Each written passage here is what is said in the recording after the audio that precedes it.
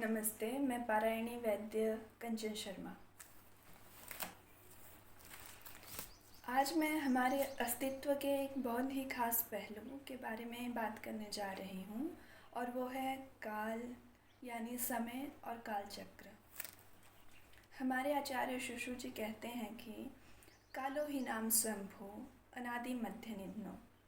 काल ही भगवान है, वो स्वयंभू है यानी जो किसी से उत्पन्न नहीं हुआ।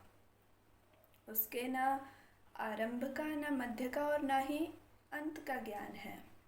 पृथ्वी पे चल रहे प्रत्येक घटनाक्रम काल के ही नियंत्रण में है, चाहे वो प्राणियों का सुख दुख के साथ संयोग या फिर प्राणियों का संहार या फिर पृथ्वी पे चल रहे भूकंप, तूफान और ये कोरोना महामारी हो। मनुष्य का जीवन मरण सब काल के ही अधीन में है। काल चक्र का विभाग सूर्य की गति विशेष आधार पर किया गया है और वे विभाग कुछ इस प्रकार हैं। सबसे पहले अक्षी निमेष, फिर काष्ठ, कला, मुहूर्त, अहोरात्र, पक्ष, मास, ऋतु, अयन, संवत्सर और फिर युग। इन सब को मिला के काल चक्र बनता है और जिसका विस्तार पूर्वक उल्लेख हमारी संहिताओं में दिया गया है। हमारे आसपास जो कुछ भी हो रहा है या फिर होने वाला है, सब काल के ही हाथों में है, काल ही उसका हेतु है।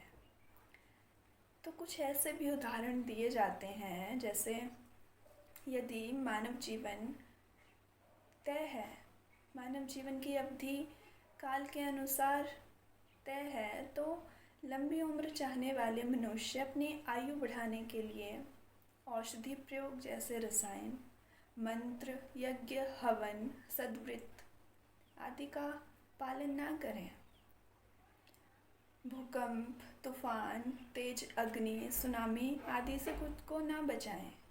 विषैले पदार्थों और भयानक जीव जंतुओं जैसे सर्प, शेर, इन सब से अपनी रक्षा ना करें। कैसा भी आचरण करें, कैसा भी व्यवहार करें, क्योंकि सब कुछ तो काल के अनुसार तय है और चूँकि मनुष्य मृत्यु के भय से ही इन सब कार्यों को करता है और काल तो निश्चित है, तो सब व्यर्थ हैं। ये सब कार्य आयु बढ़ाने के लिए व्यर्थ हैं। तो हम प्रत्यक्ष देखते हैं कि हजारों मनुष्य बीमारियों से घिरे हुए हैं। जो लोग उनका उपचार सही समय पे करते हैं वे ठीक हो जाते हैं, जो नहीं करते वे मर जाते हैं। जिस प्रकार गाड़ी का पहिया मजबूत और समस्त गुणों से युक्त होने पर, उचित ढंग से प्रयोग किए जाने पर एक निश्चित समय पे घिस घिस के टूट जाता है, उसी प्रकार मनुष्य की आयु भी सद्वृत्त, सदाचार, सद्कर्म करने से एक नियत समय पे ही क्षय को प्राप्त होती है। और यदि उस पहिए को सही ढंग से प्रयोग ना किया जाए, उस पर अधिक भार ढोया जाए, कुमार्ग से चला जाए, तो वो पहिया समय से पहले ही टूट जाता है।